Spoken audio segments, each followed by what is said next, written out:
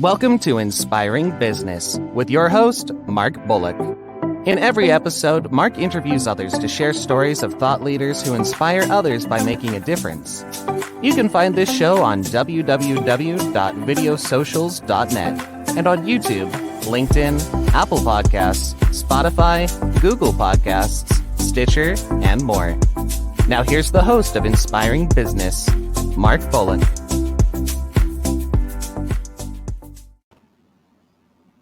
Hi, welcome everyone. And today is my guest and friend and a client, in fact, Dara Rosenbaum, who is a business attorney and founding partner of Rosenbaum and Taylor, where she helps businesses resolve legal issues without combat. Mm-hmm. Welcome, Dara. It's great to have you. It's great to be here, Mark. I've been looking forward to this.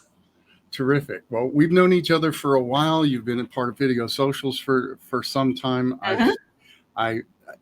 The interesting thing about Video Socials is we do get to know each other. Oh yeah, because we see each other present on topics and what our conversations are with our mm-hmm. Absolutely. Our audiences, etc. So yeah, I do feel like that I get to know you. And my first question I already know the answer to, but I really want the audience to know the answer to, and that is, sure. How can an attorney like yourself inspire business? Good tie back to the name of the podcast. It's funny. I guess I'll start with the fact that I grew up, and early in my career, family, friends would talk about the fact that if you got an attorney involved, or the attorney sat down at the table, it would muck things up. They didn't always say muck, but sometimes it was just once the lawyers get involved, the whole thing's all screwed up, and it takes longer, and it gets expensive. And I see my role so differently, and I think that every professional that works with a business should see that role differently. It's not just that I'm working on the contract or I'm resolving the dispute.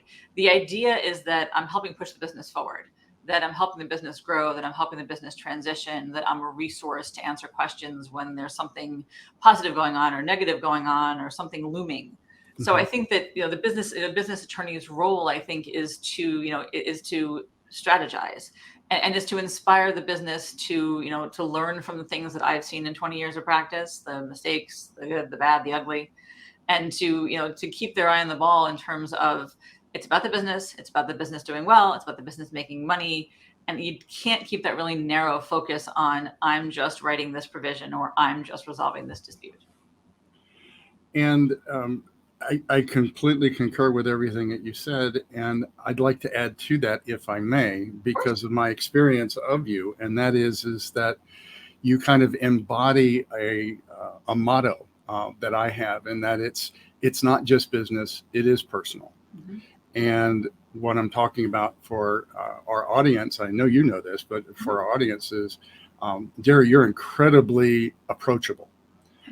You are somebody that gets the human side of running a business, mm-hmm. and the relationships that have to be created and maintained, even in a quote adversarial situation, mm-hmm.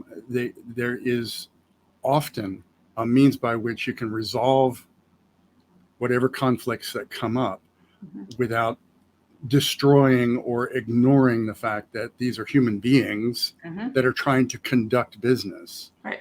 And that the contracts and the agreements are in support of those human beings, mm-hmm. not just the bottom line hardcore business line. So, and I would say it's certainly something that I understood as an attorney before I started my own practice, but even just much clearer with my own practice, that even when there's a dispute, even when there is a lawsuit going on, that my clients listen. The goal is to continue the business. You don't want to ruin your reputation. You don't want to burn a bridge. You don't want to have bad blood with your best supplier. You don't want to alienate a customer. So all these things I kind of keep in mind when I'm working with a client. And sometimes they come to me and say, hey, listen, this is the contract we've been presented with. We think it's a bad deal, but we need this job, and we're going to get the job we're going to take the job no matter what. Can you make it as good as it can be? And that's what we work on. So it's always about the goal. If the goal is, I'll take it or leave it, I don't care, I get my terms where I walk, totally different approach than, could you see if maybe we can get this term changed, or could you? So, it's Sometimes it's vinegar, sometimes it's honey, sometimes it's a sledgehammer, sometimes it's a phone, sometimes it's a courtroom. It depends on what you need, but you really, I think, have to listen to the client and understand the people behind the business, the goal behind the business. And, you don't want to walk in there with a sledgehammer and call them and say, by the way, that, I think the deal's dead because we can't agree on these terms. Like, we're like, but we can't stay in business without that deal. So I think that's sort of the role and the job, I think. Absolutely. And I do want to take a moment to say, where can people find you? Because you have produced some of the most eloquent content that I think is valuable for your audience, whether they be prospective clients or not, frankly. Just because I so much appreciate, who you are and how you show up, because you're not just creating content to sell your services. Right. I believe that you're and one of the reasons that I asked you to be on my podcast is I believe you to be an inspiring individual who also happens to be an attorney. But how do people get access to your content? I'm on LinkedIn all the time, and pretty much all the content that I post is on LinkedIn. There's other content, on our website, Rosenbaum and Taylor, or rosenbaumtaylor.com, no and. And that's pretty much the best way to find me and locate me. And I appreciate what you're saying about the content. And I, kind of goes back to me. I started video socials a year-ish ago, somewhere in that range. And I think I definitely started out with the okay, I'm going to be the lawyer and I'm going to talk about the 3 things that you need to have in your contracts, or the 2 major ways that people screw up their lawsuits. And it just didn't really feel authentic to me, because the way that I look at it is, I'm not going to say the legal work is easy. It's not. But the legal work is the easy part, because there's many people who can do the legal work and who can do it well. And I certainly count myself in that group. But I think that what hopefully differentiates me is the relationships I have with the clients. And so I've tried to, I think, create content that sort of shows who I am, so that somebody can get to know me as much as you can on video before they call, and they kind of get a good sense. Because, I mean, the caricature of attorneys is terrible. I mean, the TV, the movies, all that stuff, and they're funny, but you don't want to work with somebody who's slamming down the phone, who's grunting, who makes you feel like you're imposing on them when you ask a question. So I think it's important to kind of show people who I am and what they're getting in a relationship with me. So I appreciate you saying that. Well, and I think you're nailing it. And one other location that you can get, and by the way, all these links will be associated with this podcast in whatever platform that you're either viewing or listening to it, and that is YouTube, because you've got a YouTube channel, and you've got a lot of wonderful content. So that's just another place. So, and you have a podcast. I do. That's relatively new, but I do have a podcast, which actually I'm doing through video socials. A fellow member had said to me, really enjoy what you're doing on video. You need a podcast. So shout out to Rochelle Listener for giving me that suggestion and giving me that push. And she was one of your guests on. Yeah, she was one of my guests. It was Rochelle's wonderful, and we had so much fun talking, and I could talk to her forever. So the podcast is called Compelling Conversations Where Law Meets Business. So I'm the law, and the business is business owners, business leaders, other people with inspiring stories.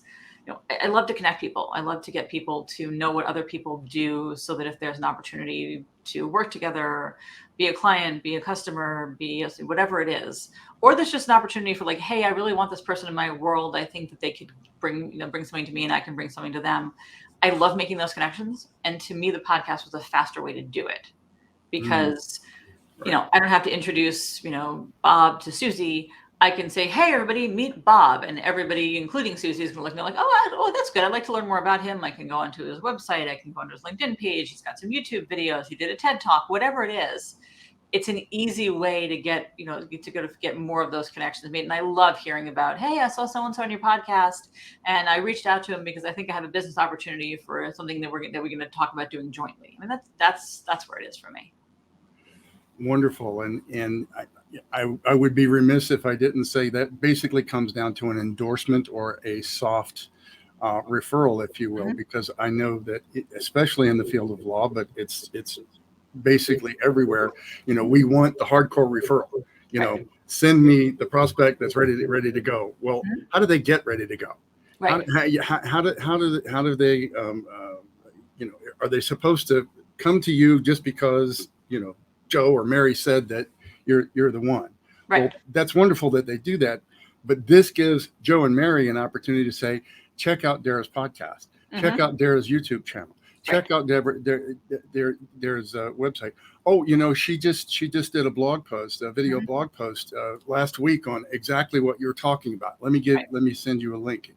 So having that content that's out there, that's not all about self-promotion, right, but is about providing valuable content, valuable for the audience, valuable for the prospect, valuable for the existing client, even in many cases. Is what it's all about. So, and it's all about that relationship building, because if you hear somebody in the podcast and you get interested in what they do, or think you might have something that you want to talk to them about, then you go into LinkedIn, you go into YouTube, you check out what else they've done, and you kind of had that relationship built to some degree before you make the phone call. You kind of know who you're talking to, how they make, how they come across, kind of what their philosophies are. And I think I think it's so often now that you're not necessarily getting the hard referral and saying like, so-and-so is going to call you, you're going to close the deal on the phone, they're going to hire you to do this, and, shake hands and be done. I think it's much more often, relationship building and people who are kind of in your sphere and in your world. And you start playing, I call it like the memory game, like the cards are face down on the table. I just picked up a strawberry, and where's the other strawberry? So I think some of it's the matching of like, oh, I met somebody who I think, let me look at my LinkedIn and figure out, oh yeah, you should speak to him about that. So I think that it's all those relationships that come from it. Right. So which really brings me to my next question. I planned that, of course. So, so there's the way that most attorneys operate, and many of them do, create content, and many of them do, are on social media platforms like LinkedIn, et cetera, et cetera. Sure. But, and I think you've already started to answer the question but the question is, how should a company go about selecting the professionals it will entrust with its business affairs? I think it comes down to how somebody makes you feel. I mean, like I said, the work is the easy part of it. I mean, if you feel like somebody's competent and they have the right experience and they're in your jurisdiction, or somebody, you've seen some of the work that they did, you looked up a case, or you've seen their name someplace, or you've spoken to somebody, that's to me, that's sort of the base of it. The rest of it is, how is that, is that person going to believe in you? Actually recorded a podcast with a gentleman a couple of weeks ago who said that his grandmother said, or his mentor, maybe both, could have been the same person, said, that it's not about who believes in you when you're doing really well. It's about who believes in you when you're going through a tough time. So you want to have that person who believes in you. You want to have that person who, when you come to them with your idea and say, hey, I want to form this company, this is what I want to do, and this is how I want to do it. Somebody who's not, who's responsive, who's asking questions, who wants to get to know you. Because I think so much, like you said, so much of business is personal. And I think that you want to have somebody you're comfortable with. You want to have somebody who you're not going to be shy about picking up the phone because you think that they're going to be grunting at you, or who you feel like doesn't get back to you when you need an answer on something, or somebody who you just don't feel like they're going through the motions. They're giving you what you need, but it doesn't feel like a relationship and somebody you trust, because you don't want to have attorneys, accountants, real estate professionals, insurance brokers, whoever they are, you want people you can trust, because you're going to go to them and say, hey, listen, I don't have a fill in the blank professional. Do you know somebody? And you want to trust that referral is going to be good and the information is going to be good. And I think that, you can have sort of the dry checkoff list of correct experience, good law school, local jurisdiction, practicing for a long time, but there's that intangible. So I would suggest, Zoom meetings, do as much research as you can online, see what content is out there, see what other people are saying, see how you feel when you listen to the person. Because I think that people don't think about it often enough, where it matters how that relationship feels, not just what gets accomplished. Outstanding. And so I'm going to take that as an opportunity to, I'm a sponsor of my own show, right? So just being completely authentic. So you're a member of Video Socials, which is one of the services that we provide. You're also a client of our VIP service. Yeah. which stands for Video Interview Podcast Service. Mm-hmm. So where all this came from was more than a decade ago. I keep saying 15 years. I think it is almost that. My business partner and I, Vikram Rajan, created Practice Marketing Advisors, which then became Practice Marketing Incorporated. And Practice Marketing Advisors, we were working with attorneys, CPAs, financial advisors, real estate professionals, et cetera, on how to get word of mouth marketing through content. Right. This is before the phrase content marketing even, came to the surface. Right. And the biggest issue that we found was getting people to take the time on a consistent basis to create educational and informational content so that it could be put out there on social media, sent out through newsletters, et cetera, et cetera. Sure. So we said, look, if we can't get them to spend the hours that it takes them to sit down and write down, a 3 to 5 minute to read blog post, why don't we just have an editor call them, interview them, literally 5 or 10 minutes. And we record that conversation. It's then edited into a professional article. The client is still the author. It's their words, it's their personality, et cetera. And we just handle all the tech and the QA and the editing and the publishing and the promoting of all of that. And that's phoneblogger.net. So more information is available there. Video socials was kind of the natural extension to that as the social media world became more video centric. So we kind of skipped over. We were looking at doing just audio podcasts, things like that. And then we kind of stepped over all that and said, look, no, really what most people can engage, it's the next best thing to being there is video. Right. Definitely. And I'm not even going to get into all the stats, but it's insanely more valuable to produce a video than it is to a written blog post. The written word is not dead. There's lots of people that still want to read. But if you're going to market on social media, you're going to market through emails, things like that, video is by far and above, far more consumed and accepted, as well as all that. But who has experience? Who knows how to do this without spending a ton of money and a ton of time bringing in videographers and et cetera to create what really needs to be, not the one shot, not the two shot, not just the video for your website as example, but to actually create a stream of multiple videos that are going out on a consistent basis to get that content out there. And so we created what you joined a little over a year ago, which was Video Socials, and we get together in small groups. It's all industries, but basically most of it is professional services, and we help each other learn how to do this. We practice, we gain the knowledge and experience. We make it a habit by having it every week. And we'd love to have you as a guest if you're considering having video as part of your marketing repertoire that you're doing online. And that is videosocials.net. And then just click on the green button at the top to visit us as a guest. There's no fee. We'd love to meet you. And I understand that, Mark. I think that one of the things you talked about was, you may not have the time to get the videography equipment and the editing, and how are you going to do all this and settings all up. I think that's probably the first impediment, but maybe the second. I think the first impediment is probably, I don't do video. I've never done video before. I don't really want to be on video. I mean, I was told early on, you need to do video. Well, what I decided to do was stock videos, which were kind of like, with quippy or quirky kind of messages that, pithy kind of said something, but then, Rochelle said to me, we have to be in the videos. Like, I don't want to be in the videos. I'm good in front of a judge or in front of a jury. I like clients. I don't want to be on a video. Like, you have to do video. So I think one of the things that Video Socials has done for me, I mean, I'm a comfortable public speaker, but I think what it's done for me is, first of all, give me a schedule.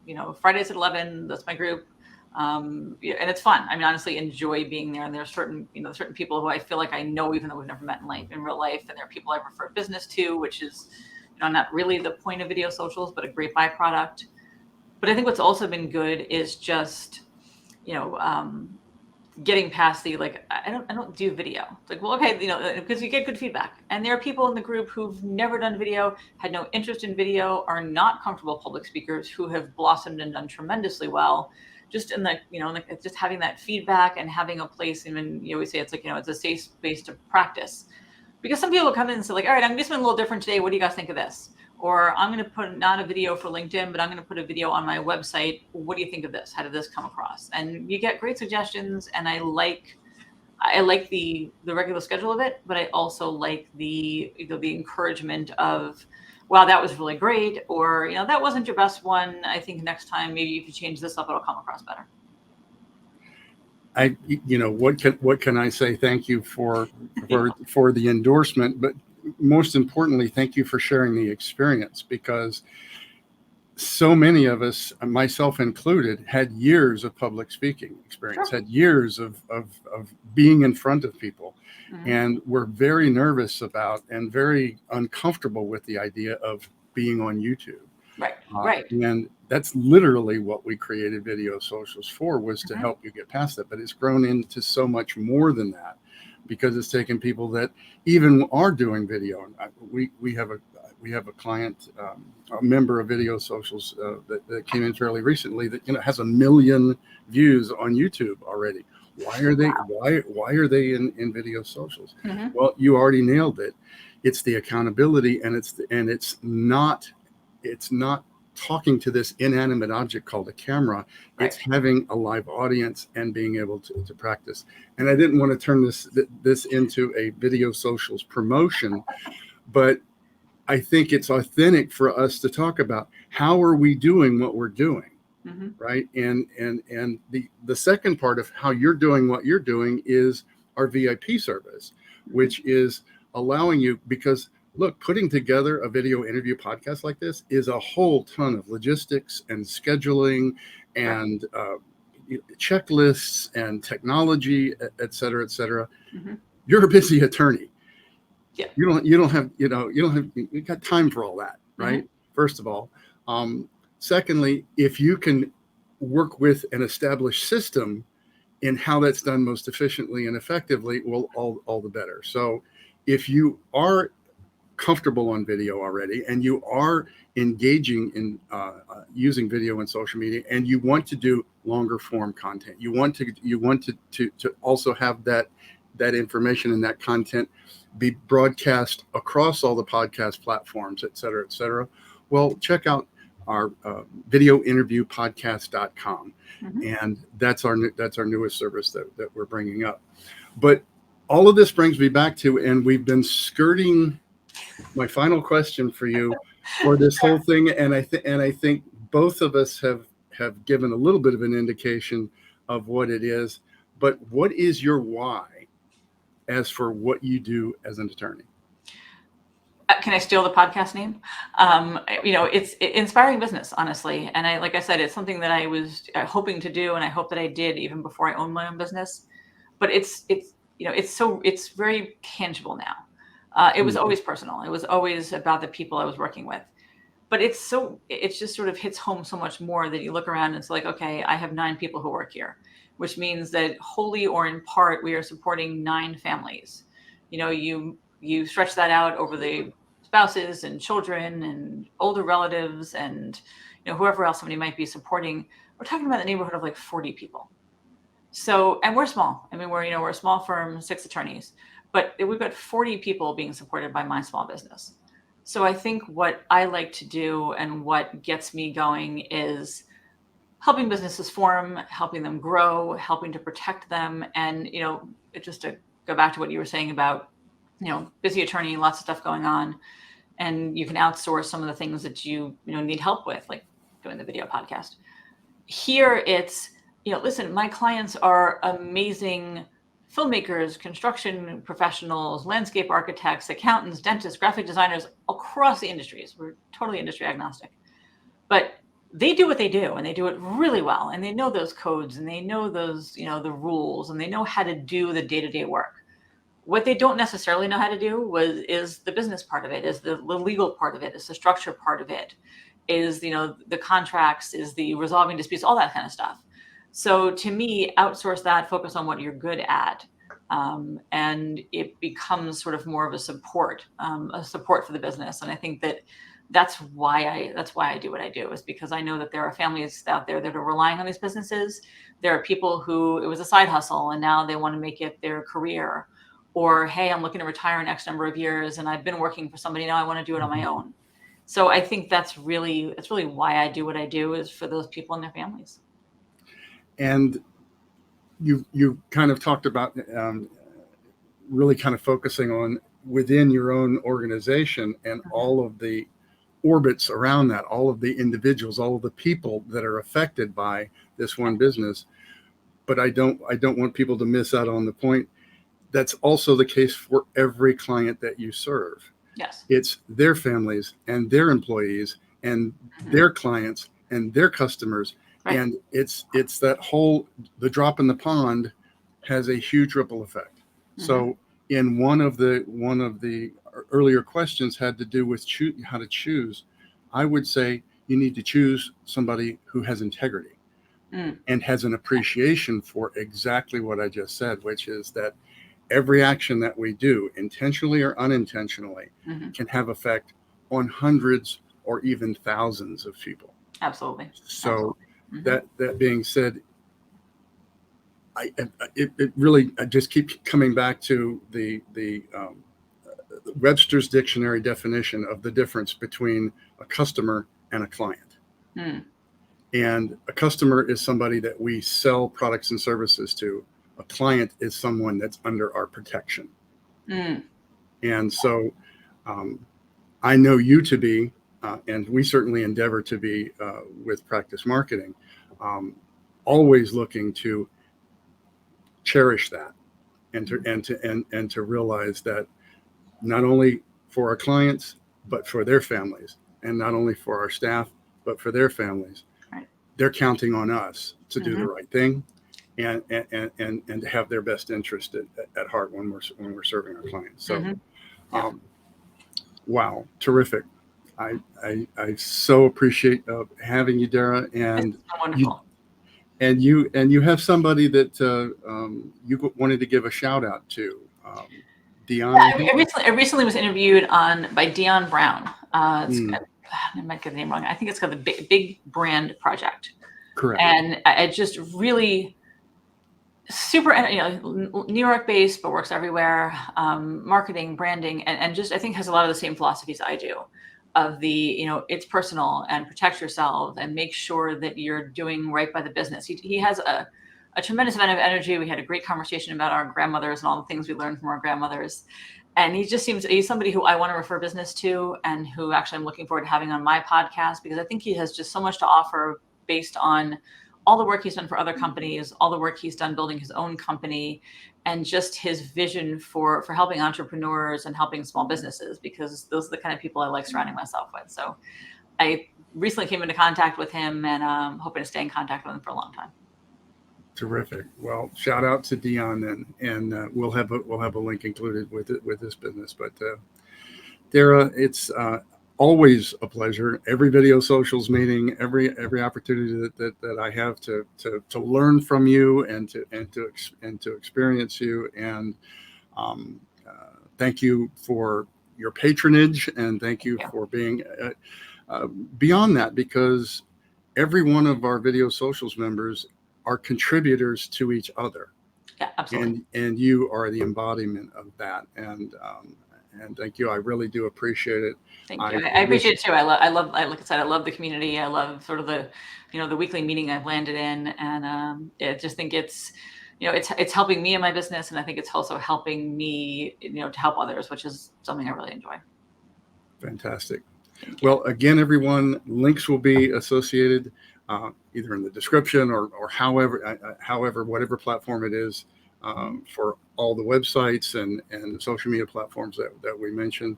Dara, my very best and heartfelt thanks. Thank you very much. You're welcome. And we'll see you soon. Absolutely. You've been listening to Inspiring Business with your host, Mark Bullock. Thank you for your positive reviews, comments, and sharing this show with others. You can catch prior episodes on www.videosocials.net and on YouTube, LinkedIn, Apple Podcasts, Spotify, Google Podcasts, Stitcher, and more.